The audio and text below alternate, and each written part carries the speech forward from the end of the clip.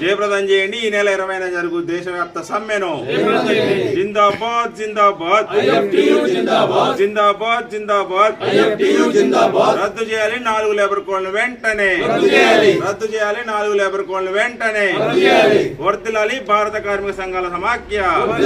మిత్రులారా, మే 20వ తారీఖున జరిగే దేశవ్యాప్త సార్వత్రిక సమ్మెను విజయవంతం చేయాలని చెప్పి భారత కార్మిక సంఘాల సమాఖ్య ఐఎఫ్టియు జాతీయ కమిటీ పిలుపునిచ్చింది।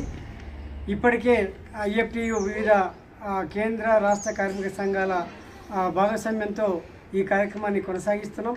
రేపు 20వ తారీఖున జరిగేటువంటి సమ్మెను విజయవంతం చేయాలని చెప్పి ఖమ్మం జిల్లా కార్మిక వర్గానికి మేము పిలుపునిస్తున్నాం।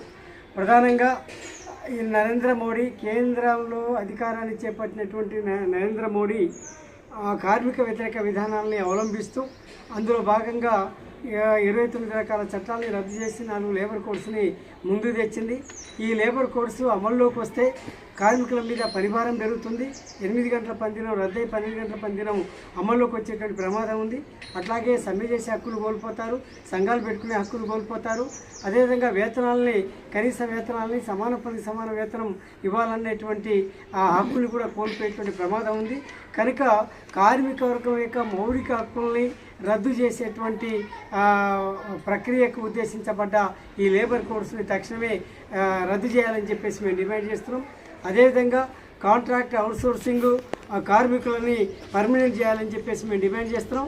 ఈ దేశంలో ఉన్నటువంటి, ఈ రాష్ట్రంలో ఉన్నటువంటి స్కీమ్ వర్కర్లు ఎవరైతే ఉన్నారో, ఆశా, అంగన్వాడీ వర్కర్స్ ఎవరైతే ఉన్నారో వాళ్ళందరినీ కార్మికులుగా గుర్తిస్తూ వాళ్ళు కనీస వేతనాలని అమలు చేయాలని చెప్పేసి మేము డిమాండ్ చేస్తున్నాం।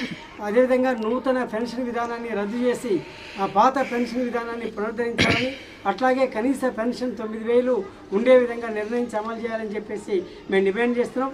కనీస వేతనాలు 26,000గా నిర్ణయించి అమలు చేయాలని చెప్పి కూడా మేము డిమాండ్ చేస్తున్నాం। ప్రధానంగా ఈ దేశంలో ఉన్నటువంటి ప్రభుత్వ రంగ పరిశ్రమలన్నింటినీ కూడా కారు చౌకగా ఈ కార్పొరేట్ సంస్థలకి దారదత్తం చేస్తున్నారు।